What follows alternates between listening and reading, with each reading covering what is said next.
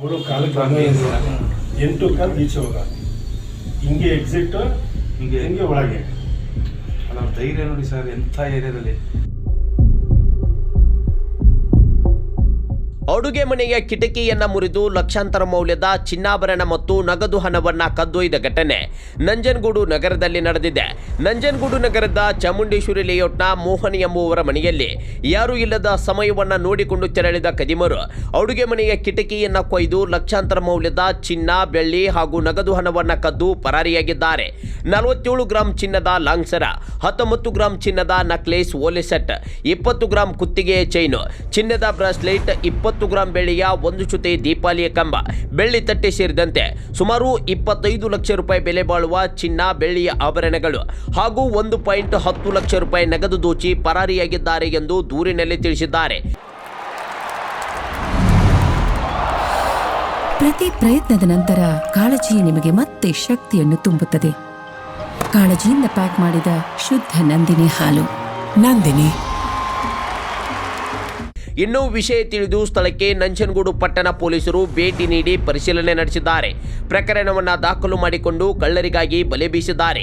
ಮಾಜಿ ಶಾಸಕ ಬಿ ಹರ್ಷವರ್ಧನ್ ಕಳ್ಳತನ ನಡೆದಿರುವ ಮನೆಗೆ ಭೇಟಿ ನೀಡಿ ಕುಟುಂಬಸ್ಥರಿಗೆ ಧೈರ್ಯ ತುಂಬಿದ್ದಾರೆ. ಮೈಸೂರು ನಗರಕ್ಕಿಂತ ನಂಜನಗೂಡಿನಲ್ಲಿ ಹೆಚ್ಚು ಕಳ್ಳತನ ಪ್ರಕರಣಗಳು ನಡೆಯುತ್ತಿವೆ. ಪೊಲೀಸರು ಹೇಳಿದರು ಎಂದು ಸಿಸಿ ಕ್ಯಾಮೆರಾಗಳನ್ನು ಹಾಕಿಸಿಕೊಂಡಿದ್ದಾರೆ. ಈಗ ಮನೆ ಮನೆಗೆ ನಾಯಿಯನ್ನ ನಾವು ಸಾಕಬೇಕಾ ಎಂದು ಪೊಲೀಸ್ ಇಲಾಖೆ ವಿರುದ್ಧ ಮಾಜಿ ಶಾಸಕ ಬಿ ಹರ್ಷವರ್ಧನ್ ಆಕ್ರೋಶ ವ್ಯಕ್ತಪಡಿಸಿದ್ದಾರೆ. ಕೂಡಲೇ ಪೊಲೀಸರು ಎಚ್ಚೆತ್ತುಕೊಂಡು ಕಳ್ಳರನ್ನ ಬಂಧಿಸಬೇಕು ಎಂದು ಒತ್ತಾಯ ಮಾಡಿದ್ದಾರೆ. ನಾವೇನು ಪ್ರತಿಯೊಬ್ಬರೂ ಒಂದು ಪ್ರೈವೇಟ್ ಸೆಕ್ಯೂರಿಟಿ ಅವ್ರನ್ನ ಇಟ್ಕೊಬೇಕಾಗತ್ತಾ? CCTV ಕ್ಯಾಮ್ರಾ ಅಳವಡಿಸ್ಕೊಳ್ಳಿ ಅಂತ ಅದು ಮಾಡಿದ್ದೀವಲ್ಲ ನಾವು. ಇನ್ನೇನು ನಾಯಿ ಸಾಕೊಂಡಿರೋಕ್ಕಾಗತ್ತಾ ಅಲ್ಲಿ? ಅಥವಾ ನೀವೇನಾರು ಗನ್ ಲೈಸೆನ್ಸ್ ಏನಾರು ಕೊಡಂಗಿದ್ದೀರಾ ಅದನ್ನಾರೋ ಮಾಡ್ಬಿಡಿ ಅಲ್ಲಿ. ಇದೆಲ್ಲ ನೋಡಿ ಸರಿಗೆ ಬರಲ್ಲ. ಇದು ನಿಮ್ಮ ಮೈಸೂರಲ್ಲೇ ಇಷ್ಟೊಂದು ಪ್ರಕರಣ ಆಗ್ತಿಲ್ಲ, ಇದು ಯಾಕೆ ನಂಜನಗೂಡಲ್ಲಿ ಇಷ್ಟೊಂದು ಆಗ್ತಾ ಇದೆ? ಇಲ್ಲಿ ಗುಂಡ್ಲುಪೇಟೆಯಲ್ಲಿ ಅಷ್ಟೊಂದು ಆಗ್ತಾ ಇಲ್ಲಪ್ಪ ನಾನು ಕೇಳ್ಪಟ್ಟಾಗಲಿ. ನಂಜನಗೂಡ ಏನಕ್ಕೆ ಏನಾರು ಶಾಮೀಲಾಗಿದ್ದಾರೆ ಈ ಕಡೆ ಪೊಲೀಸರು ಮತ್ತೆ ಇವರು? ಯಾಕಂದರೆ ಇದೆಲ್ಲ ನೋಡಿದ್ರೆ ಎಲ್ಲ ವೈಫಲ್ಯತೆಗಳು ನೋಡಿ ಆಮೇಲೆ ಯಾವ ಕೇಸ್ ಸಾಲ್ವ್ ಮಾಡಿದ್ದಾರೆ ಇವರು?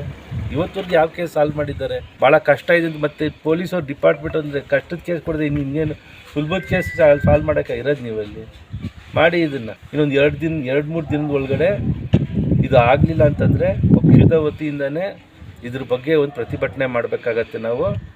ಇದೊಂದು ಎಚ್ಚರಿಕೆಯ ವಿಷಯನ ನಾನು ಇವತ್ತು ನಂಜನಗೂಡು ಪೊಲೀಸ್ ಇಲಾಖೆಗೆ ತಿಳಿಸ್ತಾ ಇದ್ದೀನಿ. ತಾವು ಇದ್ರ ಬಗ್ಗೆ ಸೂಕ್ತವಾದಂಥ ಕ್ರಮನ ಬೇಗ ಜರುಗಿಸಿ ತಪ್ಪಿತಸ್ಥರನ್ನ ಬೇಗ ಹಿಡಿಬೇಕು. ಯಾರ್ಯಾರೋ ಹಿಡಿದ್ಬಿಟ್ಟು ಇದು ಮಾಡಿದ್ವಿ ಅಂತಲ್ಲ.